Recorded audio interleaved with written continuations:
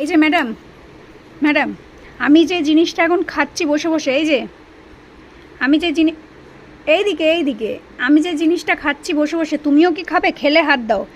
আচ্ছা, এই যে দেখে নিচ্ছেন, ও কিন্তু নিজের ইচ্ছায় আমার থেকে খাবার চেয়ে খাচ্ছে। আমি কিন্তু ওকে নিজের থেকে দিচ্ছি না, ও চাইলো বলে দিলাম, না চাইলে একদমই দিতাম না।